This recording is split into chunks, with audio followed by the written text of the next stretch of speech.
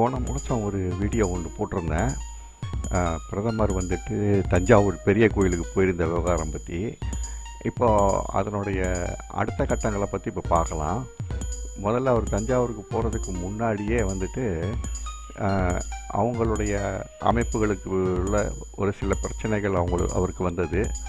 அவர் அதிலிருந்து வர்றதுக்காகவோ எதுக்காகவோ தஞ்சாவூர் கோவிலுக்கு பிரார்த்தனை பண்ணுறதுக்கு போனார். அதுக்கப்புறம் அவங்க அடுத்து என்னென்ன நடந்ததுன்றதை பார்ப்போம். நான் போட்ட அந்த வீடியோவிலேருந்து ஒரு வாரத்துக்கு அப்புறமா ராகுல் காந்தி இந்த ஓட்டு பிரச்சனையை பற்றி வெளியே கொண்டு வந்தார். ஓட்டு திருட்டு அப்படின்ற பேரில் அதை பற்றின விவகாரங்கள் இப்போ ரொம்ப பெரிய அளவில் போய்கிட்டுருக்கு. கோர்ட்லேயும் வழக்குகள் நடந்துக்கிட்டு இருக்குது.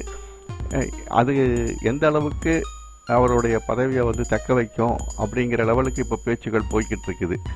நம்ம பார்ப்போம் பொறுத்திருந்து என்ன நடக்குதுன்ட்டு. பெரிய கோவில் பற்றி சொல்லப்பட்ட தகவல்கள் சரியா தவறா அப்படிங்கிறத நம்ம பொறுத்திருந்து தான் பார்க்கணும், எதிர்காலத்தில் என்ன நடக்குதுன்ட்டு.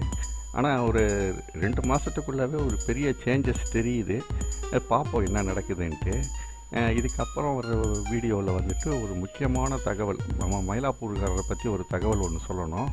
அதை சொல்கிறேன். கொஞ்சம் வித்தியாசமாக இருக்கும். மயிலாப்பூர்காரர் எப்படியெல்லாம் பேசியிருக்காருன்றதை பார்ப்போம். நீங்கள் சப்ஸ்கிரைப் பண்ணிங்கனாக்கா எனக்கு ஊக்கம் தந்த மாதிரி இருக்கும். அடுத்தடுத்து தொடர்ந்து பல வீடியோக்கள் இப்படி வித்தியாசமான தகவல்களோடு உங்களுக்கு தந்துக்கிட்டே இருப்பேன்.